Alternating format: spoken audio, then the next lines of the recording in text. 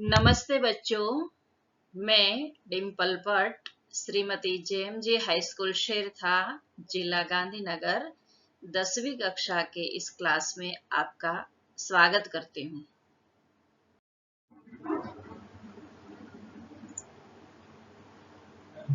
किसी की मुस्कुराहटों पे हो निसार, किसी के वास्ते हो तेरे दिल में प्यार, जीना इसी का नाम है, जीना इसी का नाम है। आइए पढ़ते हैं प्रकरण 10 जीने की कला, जिसका प्रकार है निबंध। तो हिंदी साहित्य में निबंध किसे कहते हैं वह पहले देख लें। निबंध गद्य रचना को कहते हैं जिसमें किसी विषय का वर्णन किया गया हो। निबंध के माध्यम से लेखक उस विषय के बारे में अपने विचारों और भावों को बड़े प्रभावशाली ढंग से व्यक्त करने की कोशिश करता है। एक श्रेष्ठ, संगठित एवं सुव्यवस्थित निबंध लेखक को विषय का अच्छा ज्ञान होना चाहिए, उसकी भाषा पर अच्छी पकड़ होनी चाहिए। प्रत्येक व्यक्ति की अपनी अपनी अलग अलग अभिव्यक्ति होती है, इसलिए हमें एक ही विषय पर अलग अलग तरीकों से लिखे गए निबंध मिलते हैं। तो पढ़ते हैं निबंध जीने की कला, जिसे लिखा है मौलाना अबुल कलाम आजाद। मौलाना अबुल कलाम आजाद भारतीय स्वतंत्रता संग्राम के एक महान सेनानी तथा राष्ट्रवादी नेता थे। आचार्य जे.बी. कृपलानी ने उनके संबंध में कहा है कि वे भारत के एक महान शास्त्रवेता, विद्वान, प्रभावशाली वक्ता, राष्ट्रभक्त एवं विश्ववादी नेता थे। धर्मनिरपेक्षता वादी सिद्धांतों में उनकी गहरी आस्था थी। उनकी निडरता एवं प्रभावशाली व्यक्तित्व के कई उदाहरण मिलते हैं। भारतीय संस्कृति में उनका अटूट विश्वास था। 11 नवंबर को देश में नेशनल एजुकेशन डे यानी राष्ट्रीय शिक्षा दिवस के तौर पर मनाया जाता है। यह देश की उस बड़ी हस्ती को सम्मान है जिसने आजादी की लड़ाई में बढ़ चढ़कर हिस्सा लिया और हिंदू मुस्लिम एकता की नींव रखी। उन्होंने देश को आईआईटी, आईआईएम और यूजीसी जैसे संस्थान दिए। ऐसे मौलाना अबुल कलाम आजाद जो है, उनका लिखा हुआ यह निबंध है जिसे आज हम पढ़ते हैं। आप देख सकते हैं इस चित्र में, यह है मौलाना अबुल कलाम आजाद। उन्होंने यहाँ पर आत्मसम्मान की बात ही कि आत्मसम्मान हमारे लिए बहुत ही एक अनूठा एहसास होता है। पढ़ते हैं जीने की कला।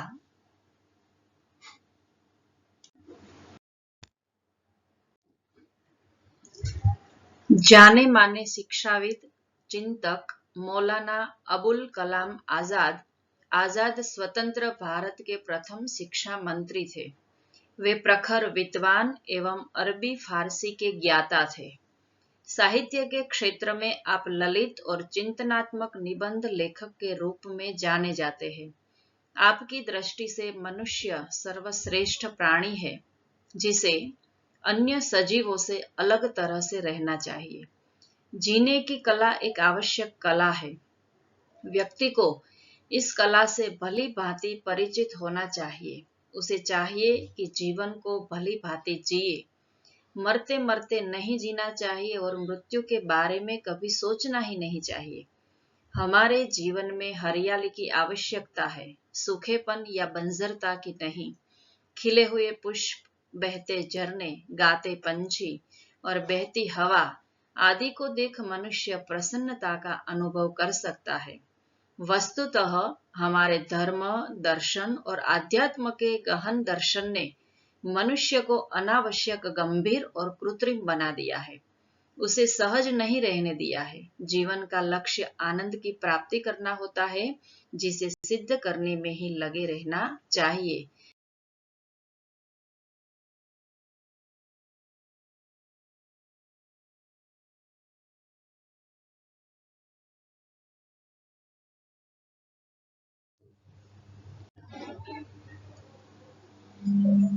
खुशी कैसे मिलती है, इसी समस्या का समाधान करने के लिए लेखक ने इस निबंध में जीने की कला को हमने सिखाया है। शुरू करते हैं जीने की कला। पहले पठन करते हैं। लोग सदा इस खोज में लगे रहते हैं कि जीवन को बड़े बड़े कामों के लिए काम में लाए, मगर वे यह नहीं जानते कि यहाँ सबसे बड़ा काम खुद जीवन है, कि सबसे बड़ा काम अगर कोई जीवन में है तो वह हमारा जीवन ही है। जीवन को हंसी खुशी में काट देना, यहाँ इससे ज्यादा सरल काम और कोई नहीं है कि मर जाइए, और इससे ज्यादा विकट काम कोई नहीं है कि जीते रहिए।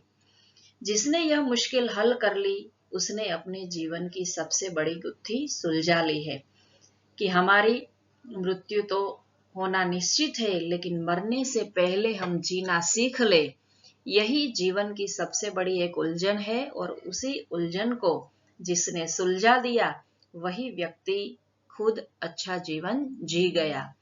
मेरा ख्याल है प्राचीन चीनियों ने जीवन की समस्या को ठीक समझा था। एक प्राचीन चीनी वाक्य में पूछा गया है कि दुनिया में सबसे बुद्धिमान आदमी कौन है? फिर जवाब दिया है, जो सबसे ज्यादा खुश रहता है। ये प्राचीन चीनी जो है वह फिलोसोफर है, उन्होंने यही बातें बताई है कि जो सबसे ज्यादा खुश रहता है वही सबसे बुद्धिमान आदमी है। इससे हम चीनियों का जीवन संबंधी दृष्टिकोण समझ सकते हैं कि चीनियों का जीवन संबंधी दृष्टिकोण यही है कि हमें जीवन में खुश रहना चाहिए। अगर आपने संसार की हर स्थिति में प्रसन्न रहने की कला सीख ली है तो विश्वास कीजिए कि आपने जीवन का सबसे महान काम सीख लिया है। अब इसके बाद इस सवाल की जरूरत ही नहीं रही कि आपने और क्या क्या सीखा है। खुद भी खुश रहिए और दूसरों से भी कहते रहिए कि अपने चेहरे उदास न होने दो। यानी हमें खुद तो खुश रहना ही है, लेकिन हमें औरों को भी खुश रखना चाहिए, क्योंकि औरों के उदास चेहरे को देखकर हमारा चेहरा भी उदास हो सकता है। लेकिन अब प्रश्न होता है कि खुशी कैसे मिलती है। देखते हैं उनके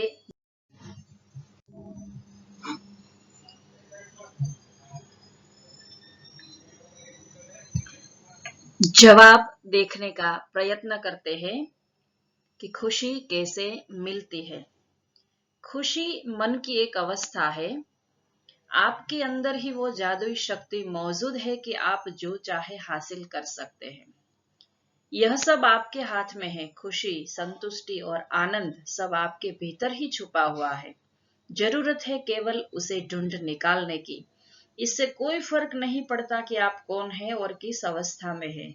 यदि आप चाहे तो सकारात्मक सोच से खुशी को अपने अंदर ही महसूस कर सकते हैं। और इससे आगे लेखक उदाहरण देकर हमें समझाते हैं कि हमारा खुश रहना कितना जरूरी है।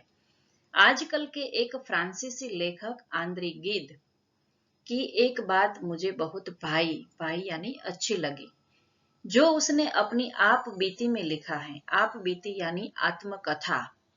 व्यक्ति अपने बारे में, अपने जीवन की घटनाओं का खुद ही वर्णन करता है, वह आप बीती। खुश रहना केवल एक जरूरत नहीं है, यह एक नैतिक उत्तरदायित्व भी है, कि हमारा एक उत्तरदायित्व, हमारी जिम्मेदारी बनती है कि हम खुश रहे और औरों को भी खुश रखें।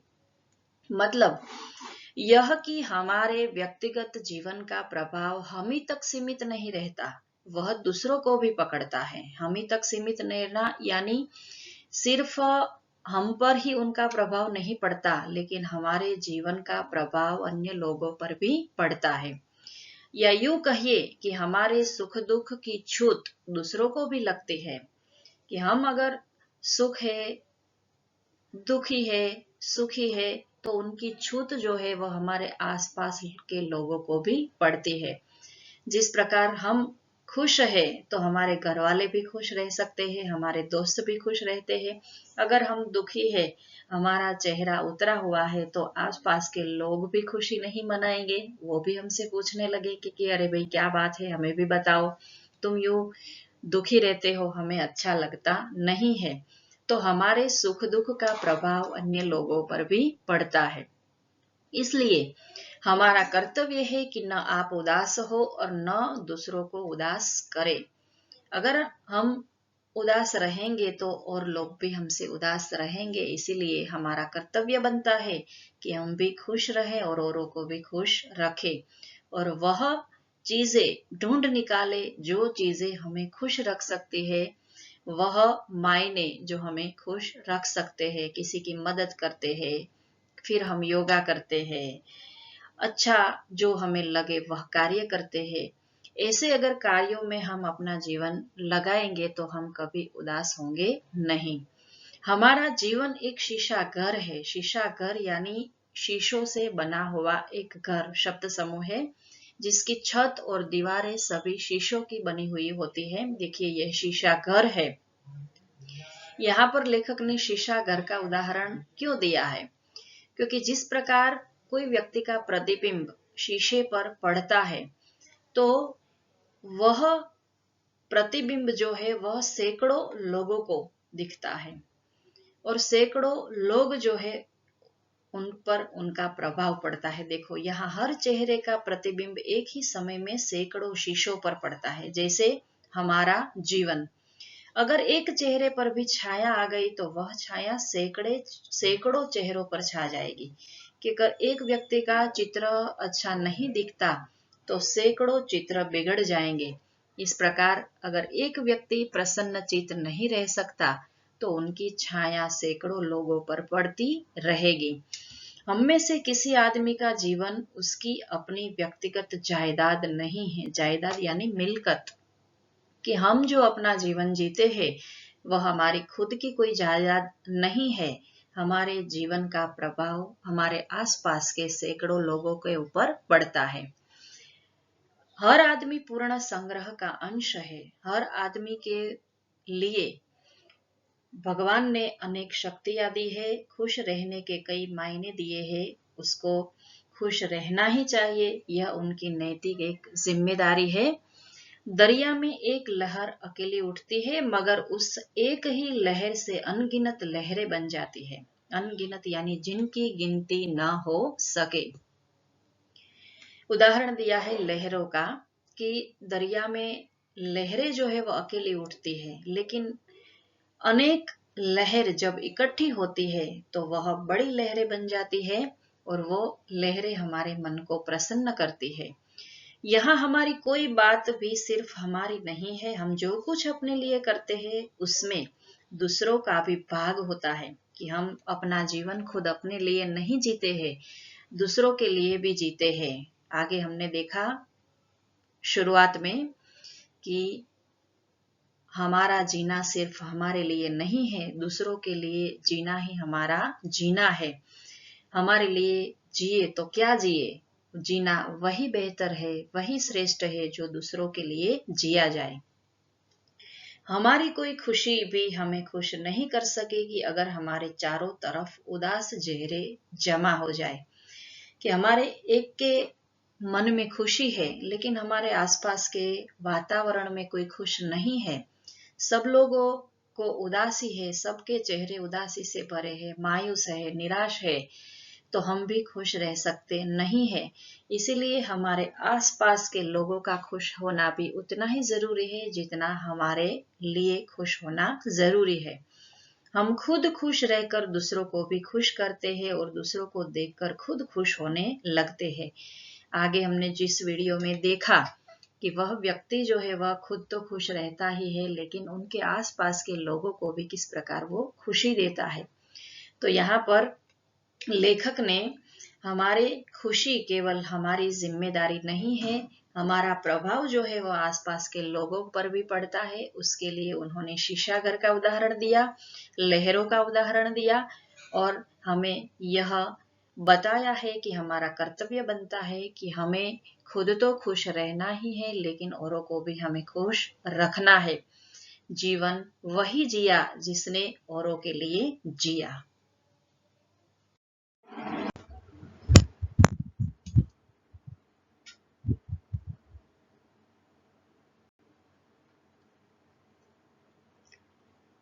यह अजीब बात है कि धर्म, फिलॉसफी और सदाचार तीनों ने जीवन की समस्या हल करनी चाहिए और तीनों में खुद जीवन के विरुद्ध भाव उत्पन्न हो गया।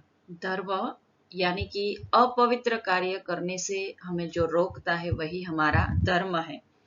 फिलोसॉफी यानी दर्शन शास्त्र, दर्शन शास्त्र एक बहुत ही प्राचीन विचारधारा है और हमारा जीवन और जगत के प्रति क्या दृष्टिकोण है वह दर्शन शास्त्र बताता है और सत्य और ज्ञान के बारे में जो खोज करता है वही दर्शन शास्त्र है।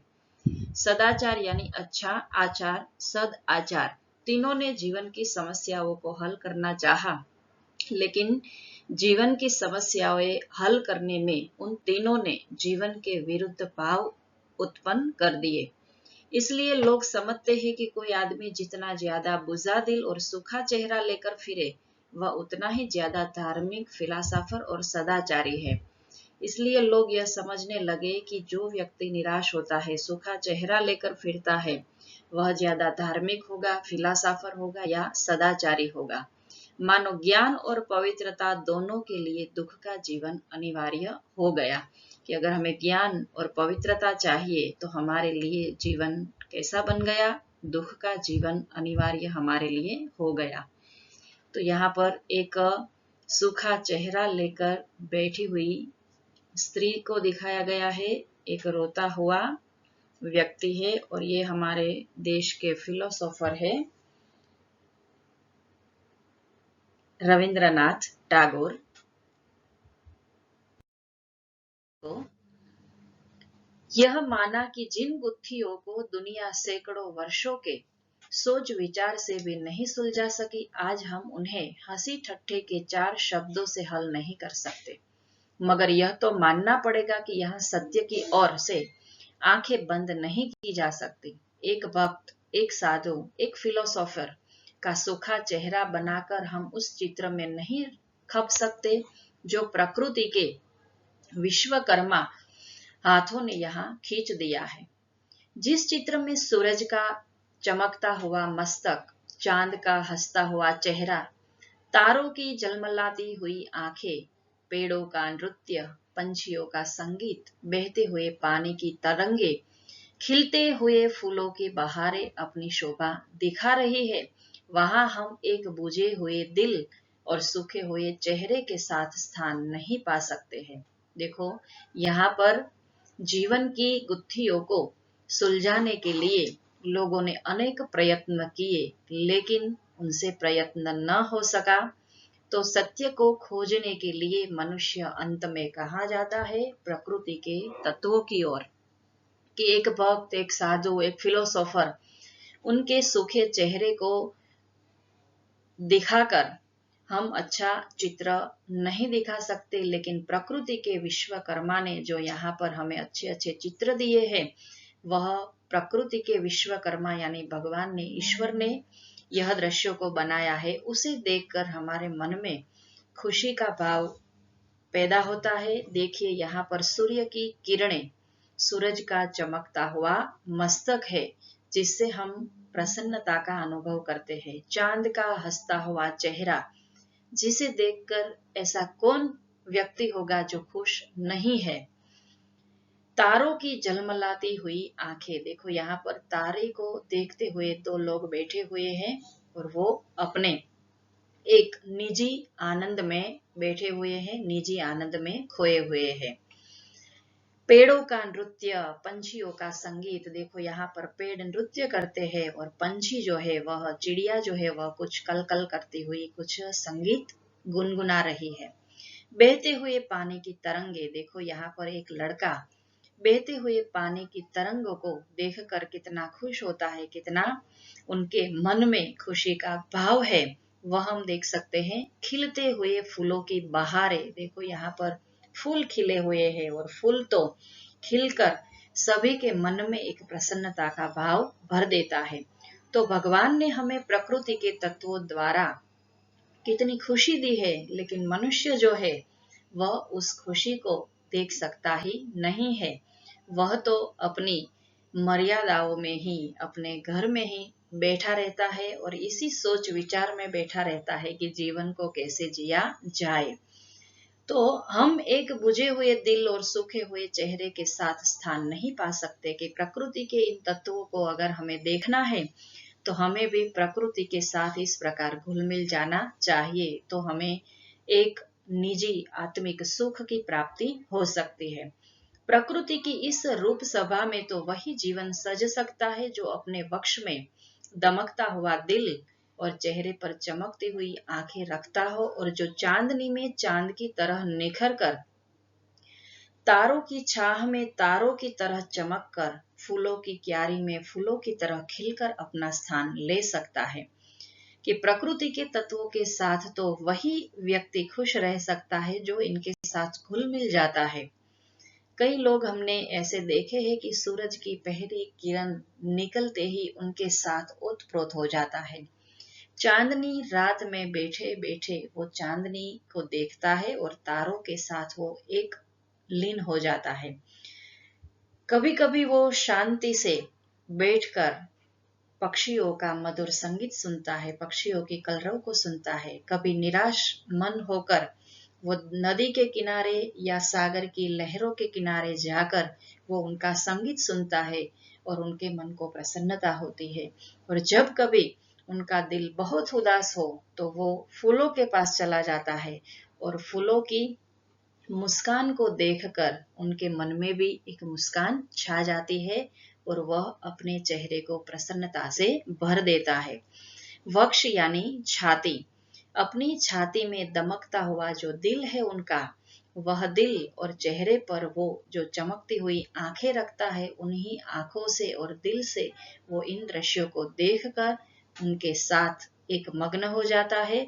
और यहीं पर लेखक ने हमें जीवन जीने की सही कला को प्रकृति के तत्वों के द्वारा समझाई है कि मनुष्य अगर लंबे समय के लिए आनंद प्राप्त करना चाहता है तो उसे प्रकृति का सानिध्य तो पाना ही होगा। और खुशी जो है वह तो हमारे मन का एक भाव है, मन के भाव से ही हमें खुशी मिल सकती है। तो खुशी प्राप्त करने के प्रकृति के जो ये तत्व है वह तत्व असरदार साबित हो सकते हैं, यही लेखक ने यहाँ पर बताया है।